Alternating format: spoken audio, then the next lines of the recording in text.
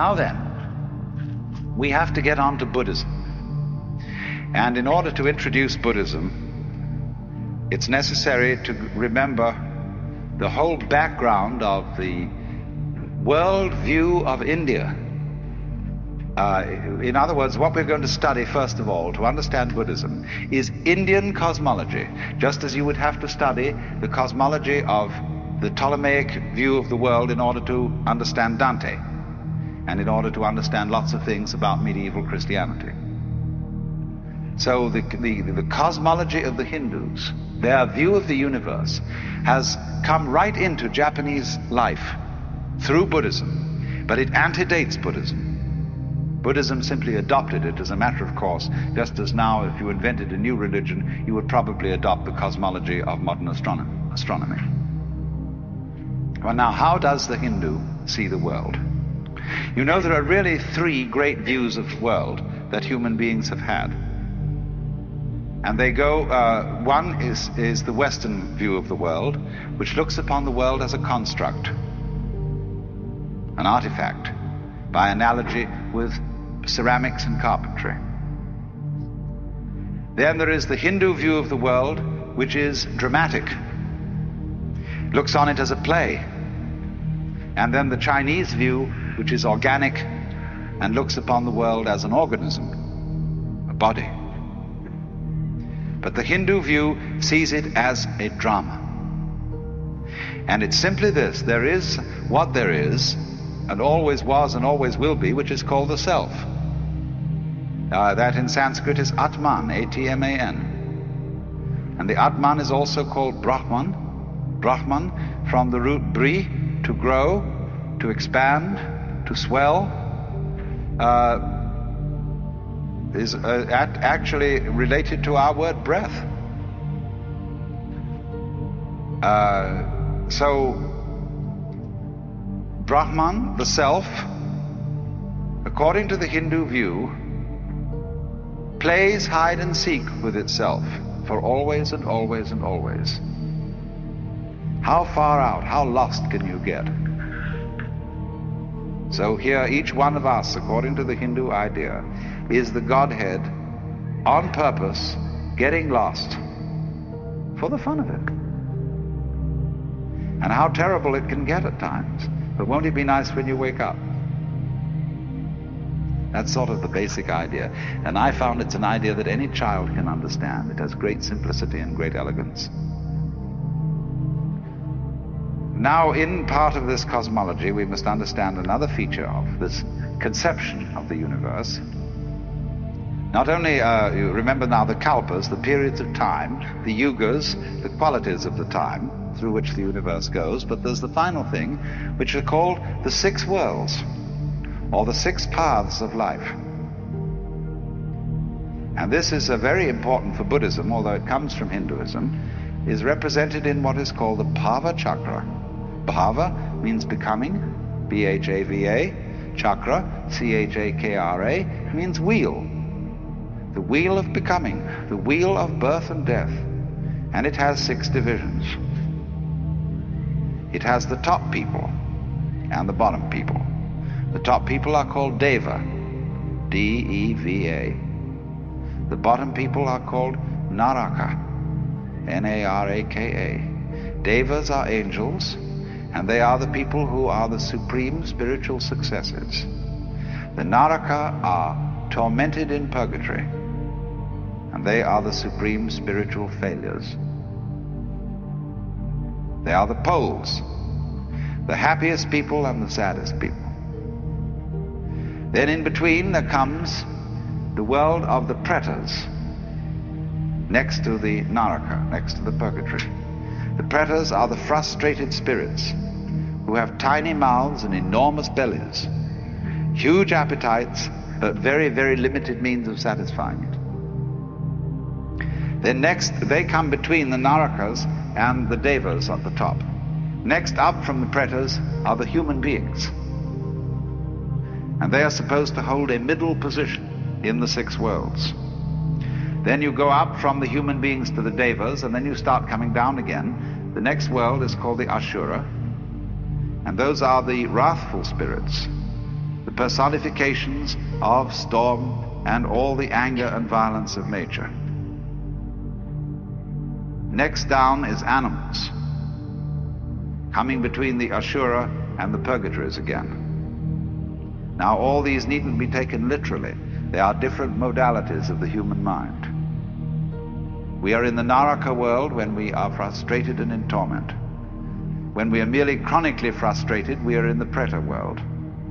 When we are in a state of equanimity, even-mindedness, we're in the human world. When we are deliriously happy, we're in the Deva world. When we are furious, we are in the Ashura world. And when we are dumb, we are in the animal world. So these are all modalities.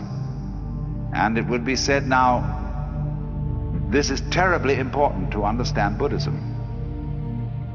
Because the better you get, the more you go up to the Deva world. The worse you get, the more you go down to the Naraka world. But everything that goes up has to come down. So you can't improve yourself indefinitely. If you improve yourself beyond a certain limit, you simply start to get worse. Like when you make a knife too sharp, it begins to wear away. So the Buddhahood, or liberation, enlightenment, is on no place on the wheel, unless it might be the center. By ascending, by becoming better, you tie yourself to the wheel by gold chains. By retrogressing and becoming worse, you tie yourself to the wheel with iron chains. But the Buddha is one who gets rid of the chains altogether. And so this will explain why Buddhism, unlike Judaism and unlike Christianity, is not very, very frantically concerned with being good. It is concerned with being wise. It is concerned with being compassionate. It's a little different from being good. With having tremendous sympathy and understanding and respect for all the ignorant people who don't know that they're it, but who are playing the very far-out game of being you and I. And so this is why every Hindu greets his brother not by shaking hands, but by putting his hands together and bowing. This is why the Japanese bow to each other, basically. This is why Buddhist rituals are full of the bowing gesture, because you are honoring the self, playing the roles of all the people around you. And all the more honor is due when the self has forgotten what it's doing, and is therefore in a very far-out situation. Now, that is the basic Hindu view of the world. That's the cosmology which goes along with Buddhism. According to taste, temperament, tradition, popular belief, and so on, there is this additional idea that when the Lord, the self, pretends that it's each of us, it first of all pretends that it is something called the Jivatman. The Atman, the self, pretends to be an individual soul called a Jivatman. And the Jivatman reincarnates through a whole series of bodies, life after life after life.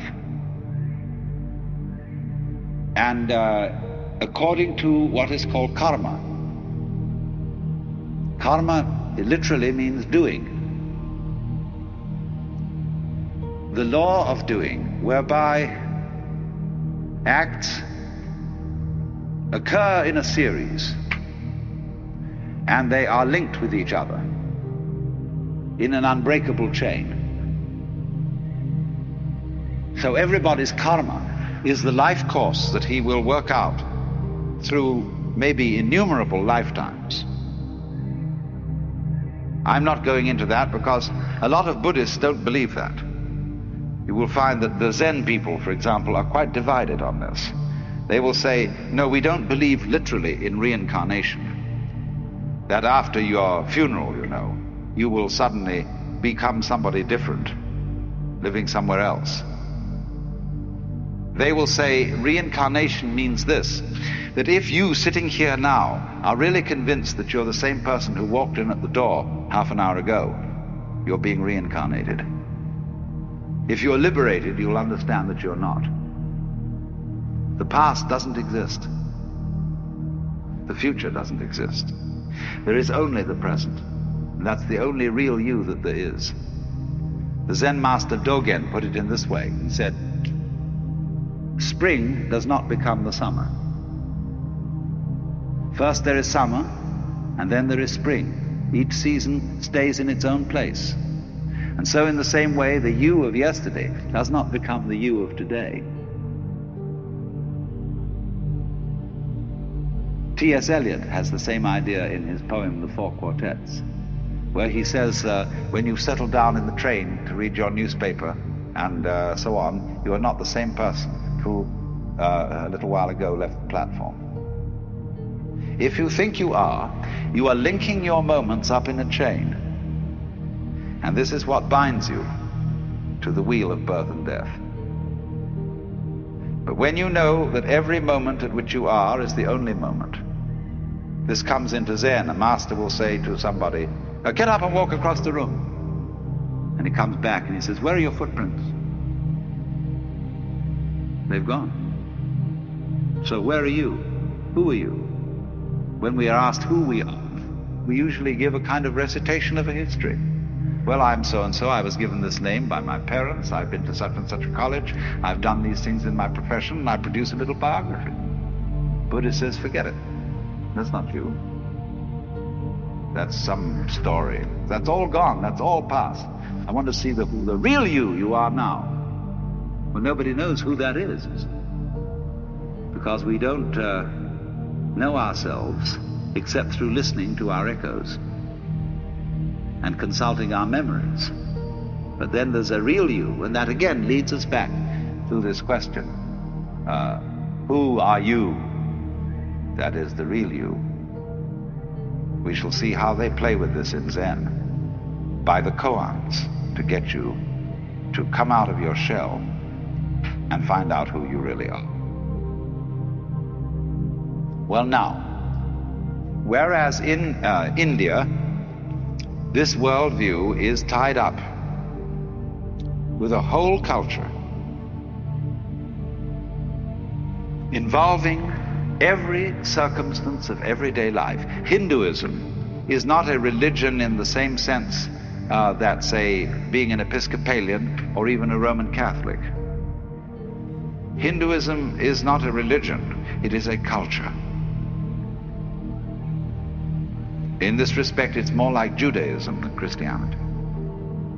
Because a person is still recognizable as a Jew, even though they don't go to synagogue. Because there's certain cultural things that Jewish people who come of a line of Jewish parents, people who have been practicing Jews, they still continue certain ways of doing things, certain mannerisms, certain attitudes, and so they are cultural Jews instead of religious Jews. Now, Hinduism is the same sort of thing. It is a religion culture. And so it involves living in India, really, to be a Hindu.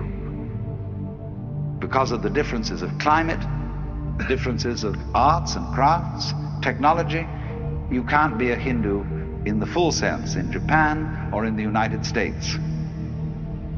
So what is Buddhism? Buddhism is Hinduism stripped for export. Now the Buddha was a reformer, you might say, in the highest sense of a reformer, someone who wants to go to the original form, or to reform it for the needs of a certain time. The word Buddha is a title, not a proper name. Same way as Christ means the anointed, and it's not the surname of Jesus. So Buddha is not the surname of Gautama.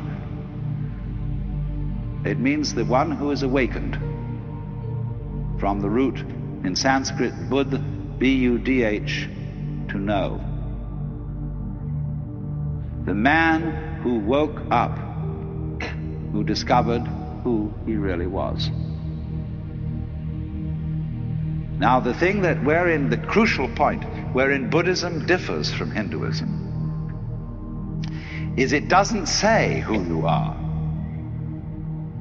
It has no idea, no concept, and I emphasize the word idea and concept. It has no idea and no concept of God.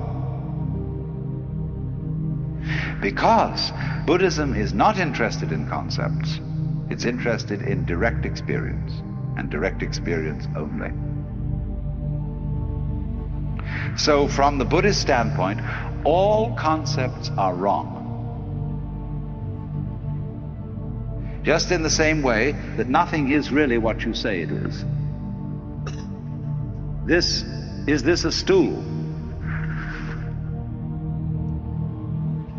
It isn't now, it's a wastebasket.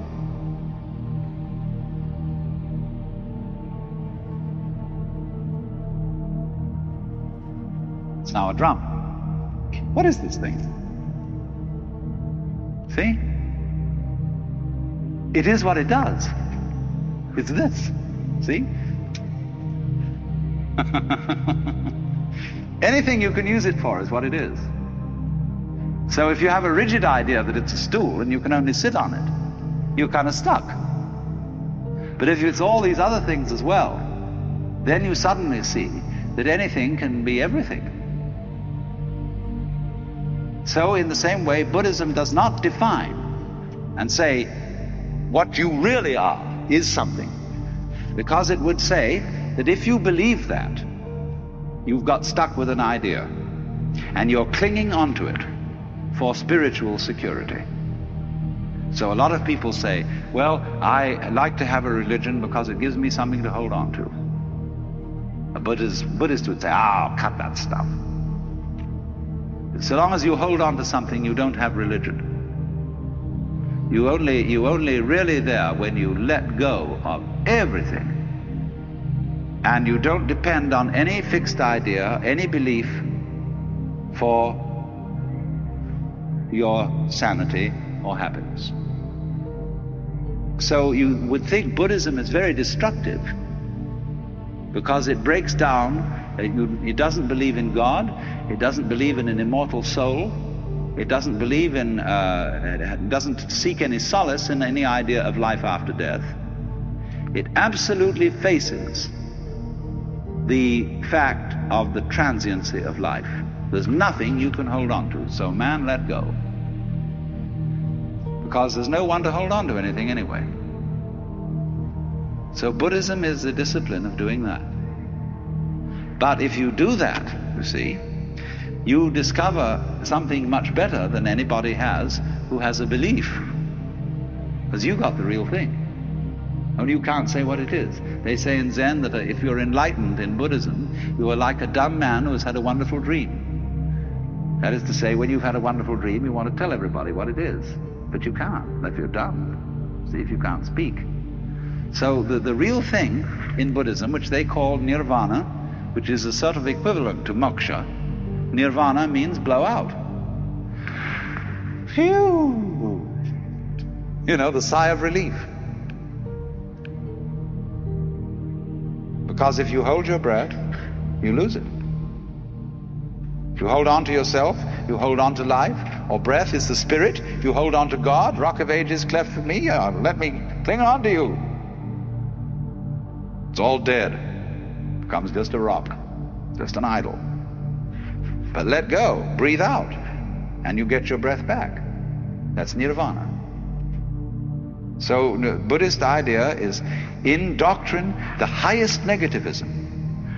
They characterize the ultimate reality as shunya, which means emptiness. In Japanese, ku, which is the character you use for the sky or the air. When you get an airmail envelope, you know, to write home, the second character is ku, the air, which means emptiness. They use this to translate shunyata, emptiness, fundamental nature of reality, the sky. But sky, you see, is not negative emptiness. The sky contains all of us. It's full of everything going on. But you can't put a nail in the sky and pin it down. So in the same way, Buddhism is saying, You don't need any gizmos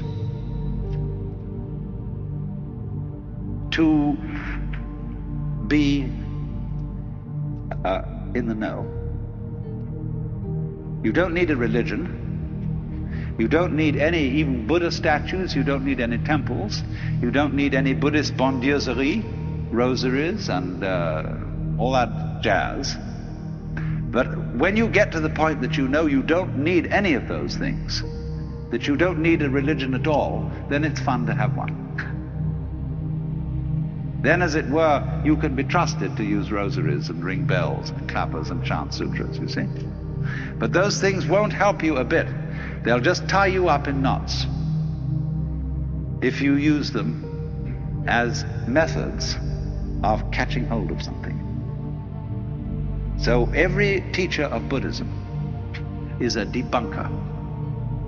But he does it not to be a smart aleck and to show how clever he is, but out of compassion. Just as when a surgeon chops off a bad growth, or a dentist pulls out a rotten tooth, so the Buddhist guru or surgeon is getting rid of your crazy ideas for you, which you use to cling on to life and make it dead. Now, there are two kinds of Buddhism. They are called Mahayana. Maha is Sanskrit word for great, M-A-H-A. Yana means a vehicle or conveyance. And there is Hinayana, means the little vehicle. Hina in Sanskrit, H-I-N-A, means little. Only that's a term invented by the Mahayanists for the other people, and the other people don't like it. They like to call themselves Theravada, T-H-E-R-A-V-A-D-A, which means Vada, the way, Thera, of the elders. Now, Theravada Buddhism you will find in Ceylon, Burma, Thailand, Cambodia, and generally South Asia. Mahayana you find in, it originated in Nepal, northern India, and you find it in Tibet, China, Mongolia, Japan, and to some extent in Indonesia. The Mahayana is what we are finding here. All the sects of Japanese Buddhism are Mahayana. Now, what's the great difference between these two schools? The Theravada is very strict. It's a way for monks, essentially, rather than laymen. And it is, you see, there are many ways of living Buddhism. It'll take me some time to show you this. The Theravada Buddhists are trying to live without desires, to have no need for wives, girls, or husbands, or boyfriends, not to kill anything at all, to live the strictest vegetarian way, and to strain your water so that you even don't eat any insects, little insects with it. And to this very strict way, and meditate all the time, and eventually attain nirvana, which will involve your total disappearance from the manifested world. Mahayana feeling is that that is a dualistic point of view. You don't need to get away from this world to experience nirvana, because nirvana is what there is. It's here, it's now. So the ideal person of Mahayana is called a bodhisattva. This originally meant somebody on the way to becoming a Buddha, but in Mahayana it has a different meaning.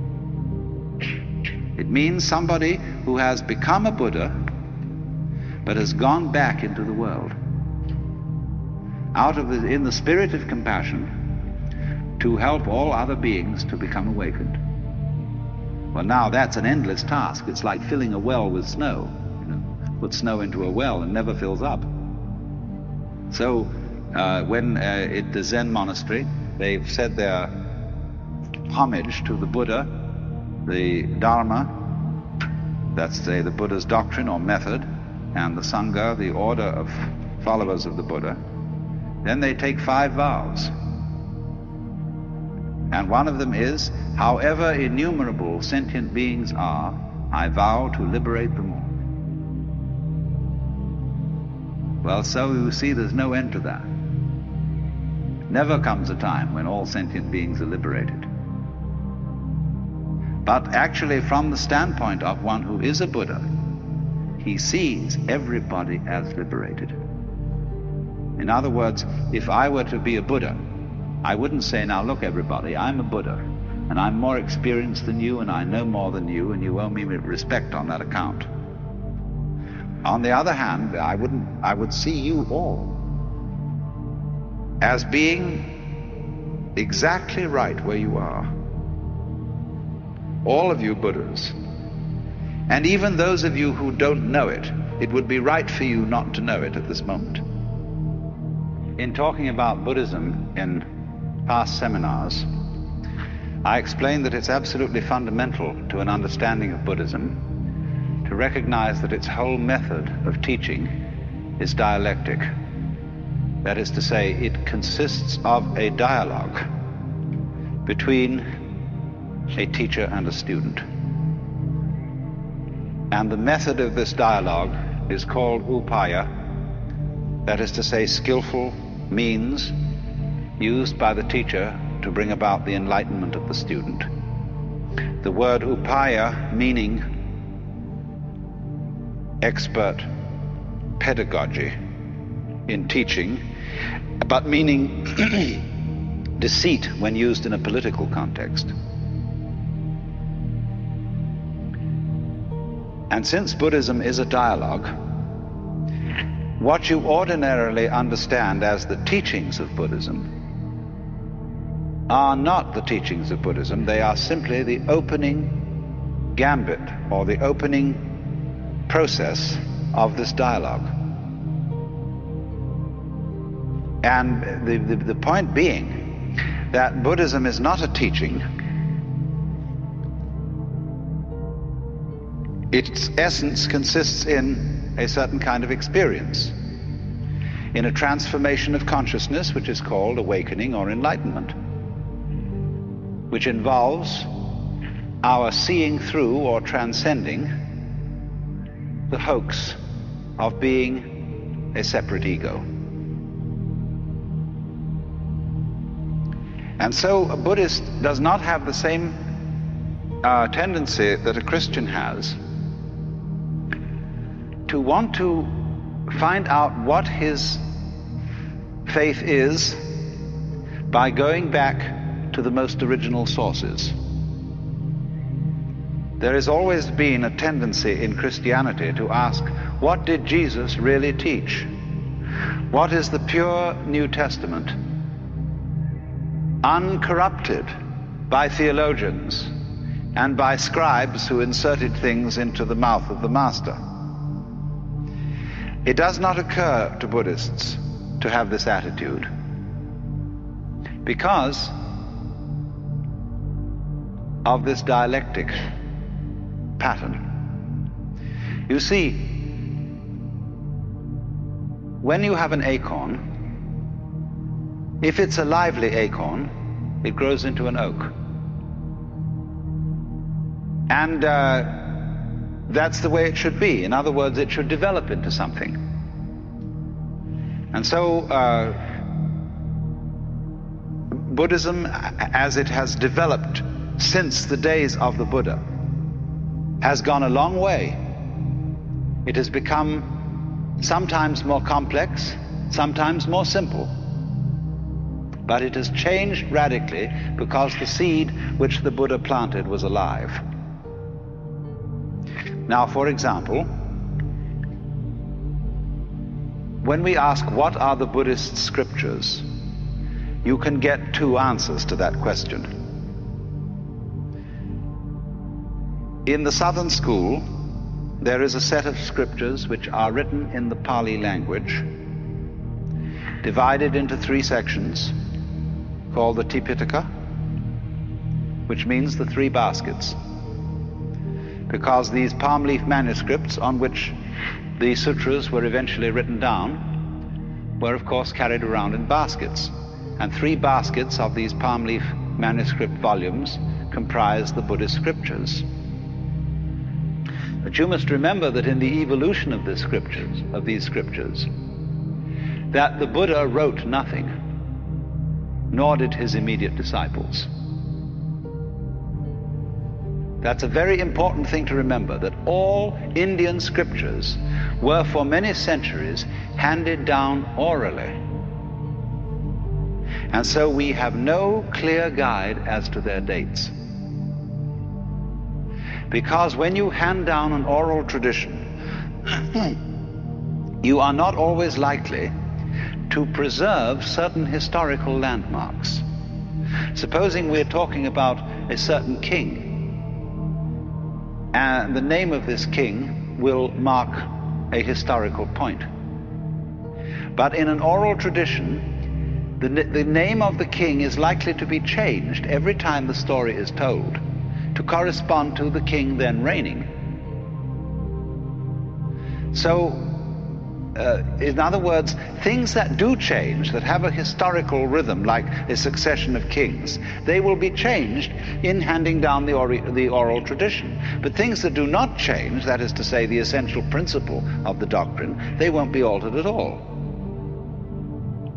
So you must remember that the Buddhist scriptures were for some hundreds of years handed down orally before they were ever committed to writing. And that accounts for their monotonous form. That is why everything is numbered, why there are 4 noble truths, 8 steps of the Eightfold Path, 10 fetters, 5 skandhas, 4 Brahma Viharas or meditation states, and so on and so on. Everything is put in numerical lists so as to be memorized easily. And so there are formulae which are constantly repeated, and this is supposed to aid the memory. Now then, it is obvious that those scriptures of the Pali Canon, when you really sit down and read them, you know that what has happened here is that partly they have a certain monotony due to mnemonic aids, but also that in the course of time before they were written down, many monks spent wet afternoons adding to them, and adding things in such a style that no inspired person could ever have said them. And they made commentaries upon commentaries upon commentaries, and lots of them had no sense of humor. I always love the passage where the Buddha is giving instructions on the art of meditation, and he's describing a number of things on which one could concentrate. And there's a commentator making little notes on this. And so when he's made his list of things on which you could concentrate, like a square drawn on the ground, or the tip of your nose, or a leaf, or a stone, or anything, and then he says, or on anything. And the commentator puts footnote, but not any wicked thing.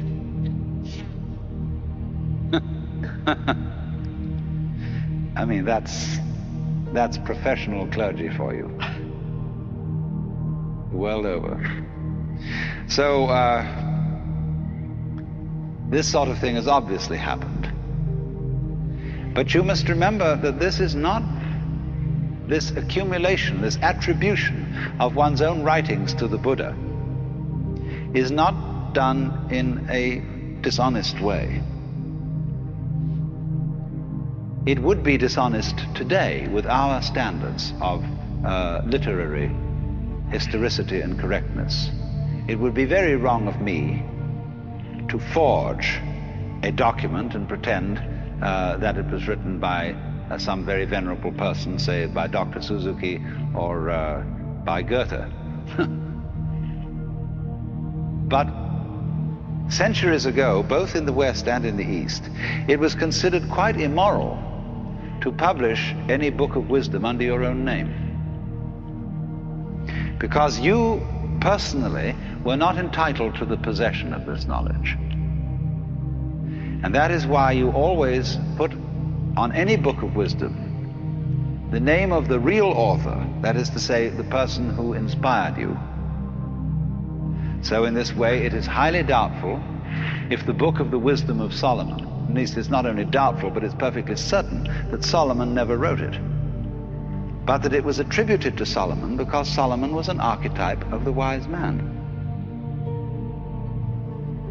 So in the same way, when for centuries various Buddhist monks and scholars wrote all kinds of sutras, scriptures, and ascribed them to the Buddha, they were being properly modest. They were saying, these doctrines are not my doctrines. They are the doctrines that proceed from the Buddha in me, and therefore they should be ascribed to Buddha. And so over and above the Pali canon, there is an enormous corpus of scriptures written originally in Sanskrit and subsequently translated into Chinese and Tibetan. We have very inadequate manuscripts of the original Sanskrit, but we have very complete Chinese and Tibetan translations. And so it is primarily from Chinese and Tibetan sources that we have the Mahayana canon of the scriptures over and above the Theravada canon, which is written in the Pali language. Pali is a softened form of Sanskrit, whereas in Sanskrit one says nirvana, in Pali one says nibbana. Sanskrit says karma, Pali says kamma. Sanskrit says dharma, Pali says dhamma. It's very, very similar language, but it's softer in its speech, articulation. Now, it's in general feeling among scholars of the West that the Pali scriptures are closer to the authentic teachings of the Buddha than the Sanskrit ones. And so, with our Christian background and approach to scriptures in general, the West has built up a very strong, you might say, prejudice in favor of the authenticity of the Theravada tradition as against the Mahayana tradition. Whereas the Mahayanists put it this way. They say that they have a hierarchy of scriptures.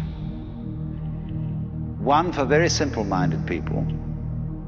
The next, they have about 4 grades, going progressively to the scriptures for the most intelligent people. And they say that the Buddha preached that to his intimate disciples first. And then slowly, as he reached out from the most intimate group to others, he came down to what is now the Pali Canon, as the scriptures for the biggest dunderheads. But that the ones that he preached first were not revealed until long, long after his death. So they have no difficulty in making a consistent story about the fact that the scriptures in Sanskrit represent a level of the historical evolution of Buddhist ideas that, from our point of view, could not possibly have been attained in the Buddha's lifetime. But you see, they say, though that the latest revealed was actually the first taught to the in-group. Well, you've got to make allowances for these differences in points of view and not entirely project Western standards of historical and documentary criticism onto Buddhist scriptures, because, as I said, it is in the essence of Buddhism to be a developing process, because it is a dialogue.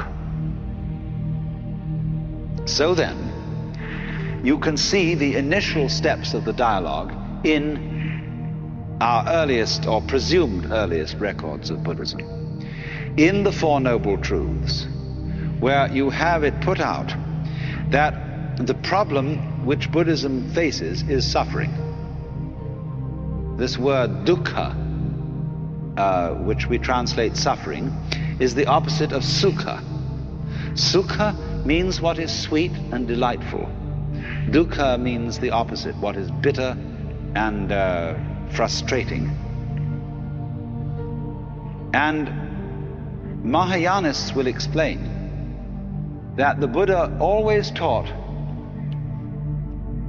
by a dialectical method. That is to say, when people were trying to make the goal of life the pursuit of sukha, that is to say, the pursuit of happiness, he counteracted this wrong view by teaching that life is essentially miserable. When people thought, for example, that there is a permanent and eternal self in each one of us and clung to that self, the Buddha, in order to counteract this one-sided view, taught the other extreme doctrine that there is no fixed self in us, no ego. But a Mahayanist would always say, the truth is the middle way. Neither sukha nor dukkha, neither atman nor anatman, self nor non-self. The whole point is like this. Once when R.H. Blythe was asked by some students, do you believe in God? He answered, if you do, I don't. If you don't, I do.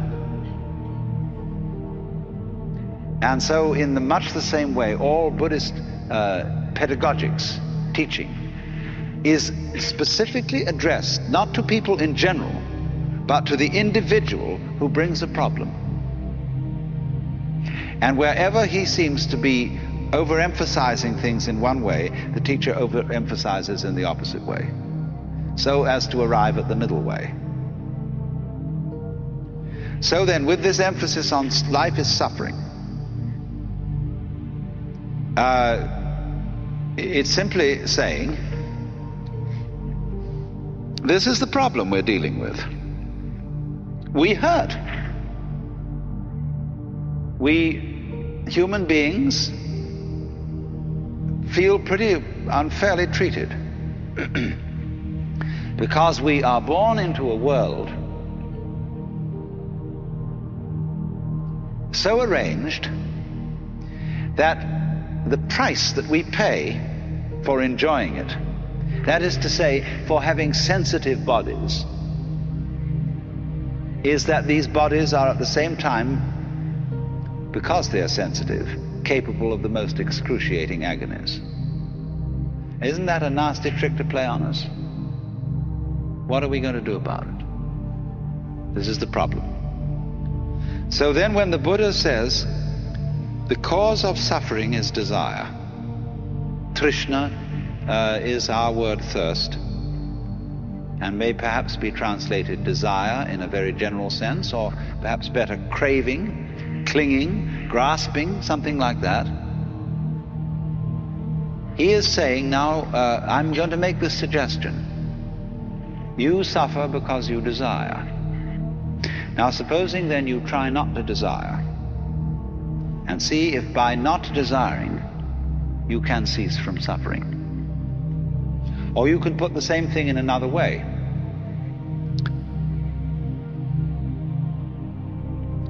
You can say to a person, it's all in your mind. There is nothing either good or ill, but thinking makes it so. And therefore, if you can control your mind, you've nothing else that you need control. For example, you don't need to control the rain if you can control your mind. If you get wet, it's only your mind that makes you think it's uncomfortable to be wet. A person who's got good mental discipline can be perfectly happy wandering around in the rain. You don't need a fire if you've got good mind control. Because if you've got ordinary bad mind control, when it gets cold, you start shivering. That's because you're putting up a resistance to the cold. You're fighting it. But don't fight it. Relax to the cold. And in other words, this is a matter of mental attitude, and then you'll be fine. Always control your mind. This is another way of approaching it, you see? Now then, as soon as the student begins to experiment with these things, he finds out that it's not so easy as it sounds. Not only is it very difficult not to desire, not only is it very difficult to control your mind, but there's something phony about the whole business. And this is what you're intended to discover. That namely, when you try to eliminate desire in order to escape from suffering, you desire to escape from suffering. You are desiring not to desire. In other words, I'm not merely playing with logic. I'm saying that a person who is escaping from reality will always feel the terror of it. It'll be like the hound of heaven that pursues him. And he's escaping in a way even when he's trying not to escape. And it was this point, you see, that this method of teaching was supposed to educate from you, to draw out from you. Not by saying to anybody all this in the first place, but by making the experiment not to desire, or the experiment to control your mind thoroughly. This is the first step. To understand this, you must go through that, or some equivalent of it, so as to come to the point where you see you are involved in a vicious circle. That in trying to control your mind, the motivation, the reason for which you are doing it, is still clinging and grasping.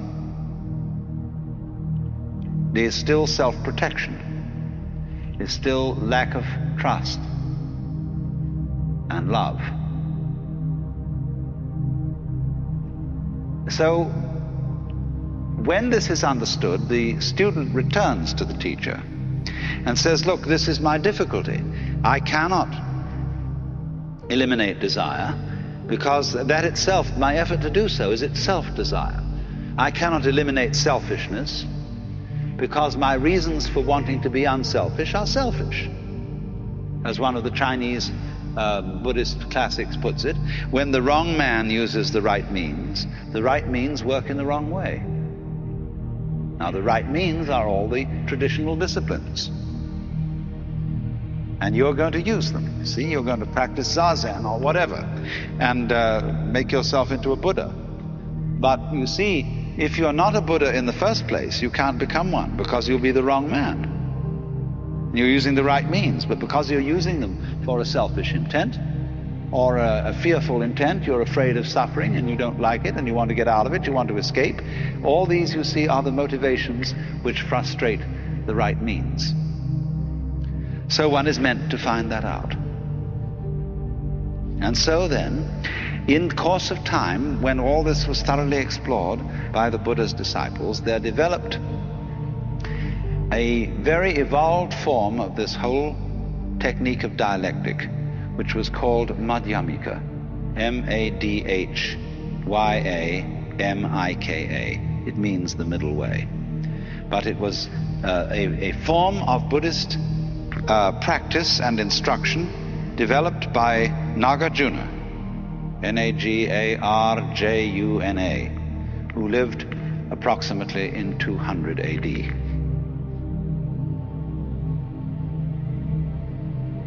Nagarjuna's method is simply an extension and drawing to logical conclusions of the method of dialogue that already existed, except that Nagarjuna took it to an extreme.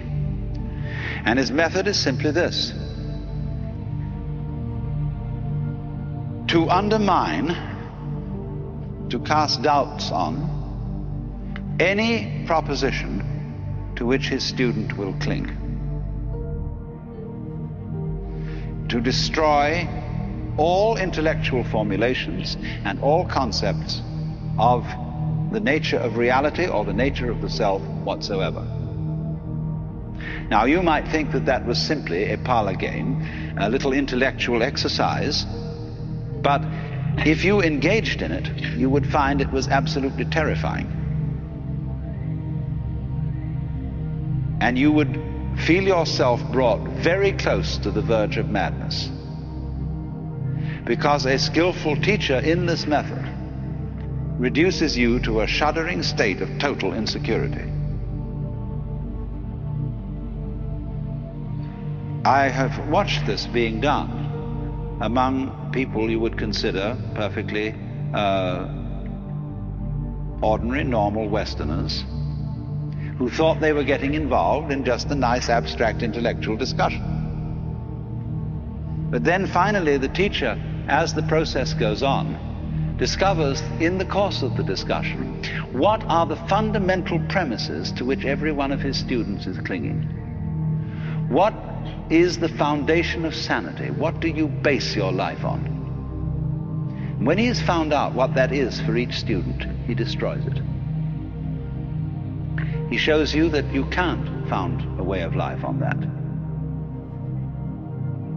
That it leads you into all sorts of inconsistencies and foolishness. And the student turns back to the teacher and says, well, it's all very well for you to pull out all the carpets from under my feet. What would you propose instead? And the teacher says, I don't propose anything. He's no fool. He doesn't put up something to be knocked down. But you see, here are you. If you don't put up something to be knocked down, then you can't play ball with the teacher. And you may say, well, I don't need to. Then on the other hand, there's something nagging you inside telling you you do. And so you go and play ball with him, and he keeps knocking it down. Whatever you propose, whatever you cling to. And this exercise produces in the individual a real traumatic state. People get acute anxiety. And you wouldn't think so, because it's just seen as if it were nothing more than a discussion on a very intellectual and abstract level. But when it really gets down to it, and you find that you don't have a single concept you can really trust, it's the heebie-jeebies. But it is, you are preserved from insanity by the discipline, by the atmosphere set up by the teacher, and by the fact that he seems perfectly happy without anything in the way of a concept to cling on to. And the student looks at him and says, he seems to be all right. Maybe I can be all right too. You know, this gives a certain confidence, a certain feeling that all is not mad, because the teacher, in his own way, is perfectly normal.